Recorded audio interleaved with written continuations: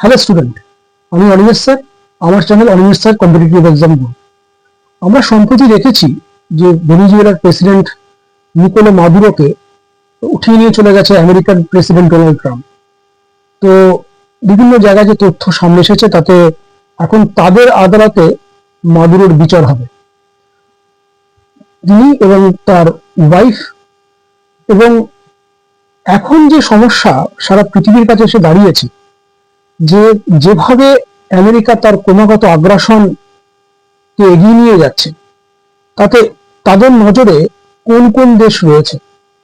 তো আজকে আমরা ভেনেজুয়েলার পর এই পরিপ্রেক্ষিতে কি হতে পারে, আগামী দিনে ভূ রাজনৈতিক অবস্থা কোন জায়গায় পৌঁছাতে পারে, সেটা নিয়ে আলোচনা করব। তো আজকের যে বিষয়টি রেখেছি সেটা হচ্ছে countries could be Trump sight after Venezuela. যে ভেনেজুয়েলার পর কোন কোন দেশ ট্রাম্পের রাডারে রয়েছে। আমি চারটে দেশকে এখানে তুলে এনেছি। একটা হচ্ছে Greenland, second Cuba, third Colombia এবং মেক্সিকো। তবে এই তিনটে এখন এই সাউথ আমেরিকার যে দেশগুলো রয়েছে, এর উপরে কিন্তু আমেরিকার নজর রয়েছে। এটা আজকে থেকে নয়, বহু পূর্ব থেকেই রয়েছে।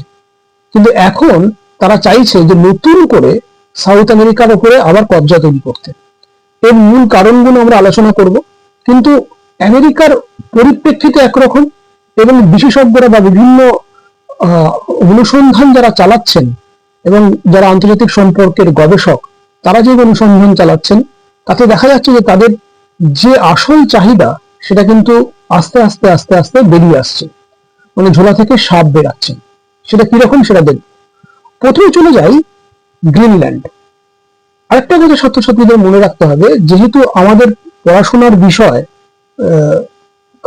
আন্তর্জাতিক সম্পর্ক, তাই এখান থেকে যে আমাদের কোশ্চেন পরীক্ষায় আসবে, তো সেই অনুযায়ী কি কি বিষয় আমাদের মনে রাখতে হবে সেভাবে কিন্তু ভাগ করেছি। এরকম গ্রিনল্যান্ড গ্রিনল্যান্ড নিয়ে আলোচনা করার সময় মনে রাখতে হবে যে গ্রিনল্যান্ড কিন্তু আলাদা কোনো দেশ নয়। গ্রিনল্যান্ড হলো একেবারে ছোট্ট একটি জায়গা, যেখানে খুব কম সংখ্যক লোক বাস করে, যেটি ডেনমার্কের স্বশাসিত অঞ্চল। ডেনমার্কের একটা অঞ্চল স্বশাসিত, অটোনমাস, এবং তার একটা প্রাইম মিনিস্টার রয়েছে, এবং ডেনমার্কের একটা প্রাইম মিনিস্টার রয়েছে। প্রথমে দেখে নিতে হবে যে এই যে গ্রিনল্যান্ডের যে প্রাইম মিনিস্টার, তার নাম কি। গ্রিনল্যান্ডের প্রাইম মিনিস্টারের নাম হলো জিন্স ফ্রেডরিক নেলসন, এবং ডেনমার্কের প্রাইম মিনিস্টারের নাম হলো মেটি ফ্রেডরিকসন। এই দুজনের নাম আমাদের মাথায় রাখতে হবে, কারণ যে দেশগুলো নিয়ে আলোচনা হচ্ছে সেগুলো যেহেতু আমেরিকার রাডারে রয়েছে এবং আন্তর্জাতিক সম্পর্কের ক্ষেত্রে গুরুত্বপূর্ণ ভূমিকা পালন করবে, তাই প্রতিটি দেশের হেড অফ দ্য গভর্নমেন্টের নাম কিন্তু মনে রাখা উচিত এবং আসবেই পরীক্ষায়। এবং আর যে বিষয়গুলো মনে রাখতে হবে যে কেন গ্রিনল্যান্ডের উপরে আমেরিকার নজর রয়েছে। প্রথমত সেখানে কিন্তু চীন এবং রাশিয়ার একটা প্রভাব গ্রিনল্যান্ডের আশেপাশে রয়েছে, এবং এটা মানে একদম আমেরিকার খুব কাছের একটি দেশ, মানে একদম কাছাকাছি রয়েছে গ্রিনল্যান্ড। মোটামুটি ধরে নেওয়া যেতে পারে যে গ্রিনল্যান্ড থেকে আমেরিকার দূরত্ব মানে 3200 কিলোমিটারের মতো। এবং গ্রিনল্যান্ডে তারা একটা মানে মিলিটারি বেসও তৈরি করতে চাইছে। প্রথমত তাদের স্ট্র্যাটেজিক মিলিটারি লোকেশন তৈরি করার জন্য, মানে আর্কটিক সার্কেলের এই অঞ্চলটায় যেন কেউ ঢুকে পড়তে না পারে, তাই এই জায়গাটায় তারা একটা মিলিটারি বেস তৈরি করতে চাইছে। এটাকে তুলেও নিতে চেয়েছিল একসময় আমেরিকা, কিন্তু সেটা সম্ভব হয়নি। এবং এখানে রেয়ার আর্থ মিনারেলস রয়েছে। এই রেয়ার আর্থ মিনারেলস কিন্তু এখন আমেরিকার প্রচন্ড প্রয়োজন, কারণ যে সমস্ত যন্ত্রাংশ বা শিল্পের বিভিন্ন কাজে এই রেয়ার আর্থ মিনারেলস কিন্তু তাদের প্রয়োজন রয়েছে। এবং সারা পৃথিবীতে এখন টেক্কারিতে এই রেয়ার আর্থ মিনারেলস কিন্তু তাদের কবজায় নিতে হবে। চীনের থেকে কিন্তু এই রেয়ার আর্থ মিনারেলসই তারা কেনে। এবং এর সঙ্গে এই যে পিটুফিক যে স্পেস বেস রয়েছে, সেটা কিন্তু এখন অপারেট ইউএসই করে, এবং তারা পুরো যে এই আইল্যান্ডটাকে, নিজেদের গ্রিনল্যান্ডটাকে পুরো নিজের কবজায় নিয়ে নিতে চাইছে। এবং সেটা কিন্তু সেখানকার যে প্রাইম মিনিস্টার, গ্রিনল্যান্ড এবং ডেনমার্কের যে প্রাইম মিনিস্টার সরাসরি বক্তব্য রেখেছেন, এটা কোনো মতেই সম্ভব নয়, আমরা কোনো মতে নিজেদের মানে স্বাধীনতা বিসর্জন দেব না। সেকেন্ড চলে আসি কিউবা। আমরা আগের দিন যে ভিডিও করেছিলাম সেটা তোমরা গিয়ে দেখে নিতে পারো আমার চ্যানেলে। সেখানে দেখবে যে কোল্ড ওয়ার যখন শুরু হয়েছিল দ্বিতীয় বিশ্বযুদ্ধের পরবর্তীকালে, এবং এই সোশ্যালিস্ট কান্ট্রি হিসেবে তারা কিন্তু সে সময় যথেষ্ট রুখে দিয়েছিল আমেরিকাকে, এবং রাশিয়ার সঙ্গে এদের যথেষ্ট একটা সম্পর্ক ছিল, সেটা কিন্তু আমেরিকা ভালো চোখে নেয়নি। এখন যখন সিধে সিধেই বলে দিচ্ছে যে আমরা কোনো মতে রাশিয়া চীনের প্রভাব কিন্তু সহ্য করব না, এবং সেই নিয়ে কিন্তু একদম ট্রাম্প সরাসরি তার বক্তব্য পেশ করেছে। এবং যেহেতু কমিউনিস্ট কান্ট্রি এবং রাশিয়া এবং চায়নার ইনফ্লুয়েন্স রয়েছে, এই কারণে কিন্তু তারা কিউবাকেও ভালো চোখে দেখছে না। এবং রিসেন্ট তাদের বক্তব্য এই যে ভেনিজুয়েলা থেকে তারা তেল কিনতো, কিউবার যে যতটা তেল তার 30% ভেনিজুয়েলা থেকে কেনে তারা।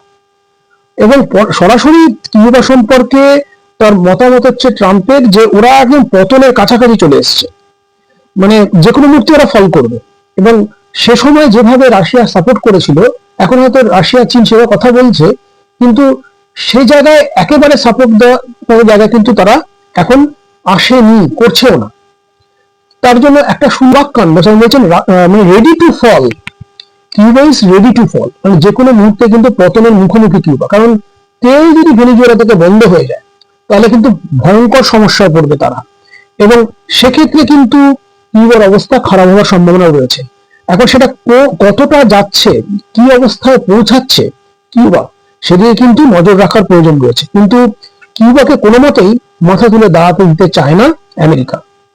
এবার দেখে নিতে হবে, কিউবা যেহেতু কমিউনিস্ট শাসন চলছে, কিউবার যিনি প্রেসিডেন্ট তিনি হচ্ছেন মিগুয়েল দিয়াজ ক্যানেল বার্নাদিজ, এবং এই যে নামটা বললাম সেই নামটা কিন্তু মাথায় রাখতে হবে, তিনি কিউবান প্রেসিডেন্ট। থার্ড চলে আসি কলম্বিয়া। কলম্বিয়া এবং মেক্সিকো, কলম্বিয়া এবং মেক্সিকো দুজনের বিরুদ্ধেই কিন্তু ড্রাগ কন্ট্রোল, ড্রাগ ট্রাফিকিং, হ্যাঁ, ইললিগাল মাইগ্রেশন, টেরোরিজম, এগুলোর কথা বলছে। কারণ তারা মনে করছে যে এই অঞ্চল দিয়ে তাদের দেশে ড্রাগ ঢুকছে, মানে আমেরিকায় প্রচুর মানুষ ড্রাগ নেয়, এবং সেটাকে ড্রাগ মুক্ত করার জন্য আমেরিকা এখন অন্য দেশও দখল করে ফেলবে, এবং অন্য দেশের উপরেও তারা বিভিন্ন রকমের স্যাংশন জারি করবে। যেমন কিউবাতে তাদের স্যাংশন অনেকদিন ধরেই ছিল, এবার মেক্সিকান গভর্নমেন্টের উপরে কিন্তু তাদের একটা যথেষ্ট প্রভাব তৈরি করার চেষ্টা করছে, কলম্বিয়ার উপরে তাই। এবং তাদের যে বিষয় তারা তুলে ধরেছেন তার মূল বক্তব্য হচ্ছে মানে ড্রাগ ট্রাফিকিং, এবং তারা ভেতরে মানে নিজেদের ওদের দেশের লোক আমেরিকায় ঢুকিয়ে দিচ্ছে, এতে কিন্তু তাদের আপত্তি। কলম্বিয়ান প্রেসিডেন্টের নাম হচ্ছে গুস্তাভো পেট্রো, এটা কিন্তু মাথায় রাখতে হবে কলম্বিয়ান প্রেসিডেন্টের নাম। আর কিউবার বলে দিয়েছি মিগুয়েল দিয়াজ ক্যানেল বার্মুডিজ, আর মেক্সিকান প্রেসিডেন্টের নাম হচ্ছে ক্লডিয়া শিনবাম। এখানে মনে রাখতে হবে এই কারণগুলো হলেও মূলত এখানে রয়েছে অয়েল, গোল্ড, সিলভার, প্লাটিনামের রিজার্ভ, মানে প্রচুর রেয়ার আর্থ মিনারেলস, এবং তার সঙ্গে সঙ্গে তেল। এই তেল এবং এই মিনারেলস এর উপরে কিন্তু আমেরিকার নজর। রিসেন্ট আজকেই সংবাদপত্রে প্রকাশিত হয়েছে যে আমেরিকা কতটা তেল ভেনিজুয়েলা থেকে নেবে সেটাও ঘোষণা করে দিচ্ছে, এবং সে টাকাও কিন্তু ভেনিজুয়েলাকে দেবে না, বলে দিচ্ছে যে তেল নেবো কিন্তু টাকা দেবো না, আমরা তাদের মানুষের জন্য খরচ করবো। অথচ মানুষরা সেখানকার বলছেন যে আমরা কোনো মতেই আমেরিকার এই কথা মেনে নেবো না। মানে তাদের নজর আসলে কিন্তু তেল এবং রেয়ার আর্থ মিনারেলস, এবং কোনো মতেই চীন এবং রাশিয়ার প্রভাব তারা সহ্য করবে না।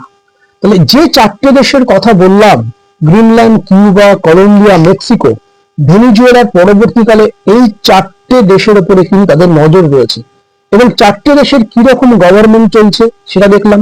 গ্রিনল্যান্ড সেটা তার দূরত্ব অন্য জায়গায় আর্কটিক সার্কেলের কাছাকাছি। মনে রাখতে হবে এই প্রত্যেকটা জায়গায় তারা তাদের বেস তৈরি করতে চাইছে, এবং দক্ষিণ আমেরিকার উপর তাদের নিজেদের নজর রাখছে, এবং নিজের ক্ষমতা প্রতিপত্তি বৃদ্ধি করার জন্য চেষ্টা করছে। এবং তাদের নজর কিসে?